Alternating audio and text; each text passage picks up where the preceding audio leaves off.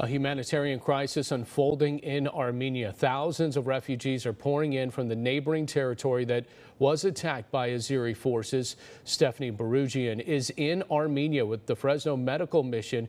Today she traveled to the border where it's now being flooded by Armenians forced to flee their homeland. Heavy loads and heavy hearts. Armenians of Nagorno-Karabakh, now refugees, crossing into Armenia at the border in Goris to begin a new life from scratch. We're about 2 hours outside of Goris. We've stopped in the town of Vaik, Armenia, and it's very clear the exodus has begun. We're seeing so many cars and vans loaded with clothing and supplies and food as families have been forced out of their homes in Nagorno-Karabakh. We talked to one man who said he's feeling extreme sadness about what he's left behind and anxiety about what's to come. The more I enter Armenia, my pain is getting worse. I feel that I'm getting more away from my homeland. Heading into the city of Goris, a steady stream of refugee families, vehicles packed with possessions on the way to destinations unknown.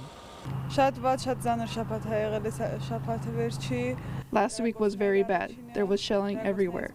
We were in the basement and we were told to go to the airport to evacuate, but it never happened. This is the city square area of the city of Goris, which is really the first stop for many of these refugee families once they cross the border into Armenia. And behind me is a processing center, the first place they'll go to fill out forms where a determination is made about what their needs are. The Red Cross is also here, and families are provided food and drinks, refreshments to make them feel more comfortable now that they've entered what's going to become their new home. As many of them have been stuck on the road entering Armenia for 40 plus hours.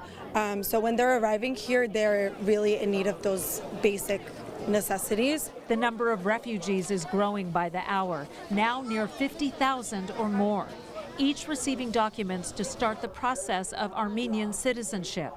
Yet everyone we talked to had only one goal in mind. I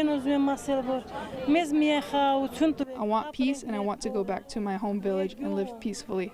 I'm asking for peace. Reporting in Armenia, Stephanie Barugian, KC24, local news that matters.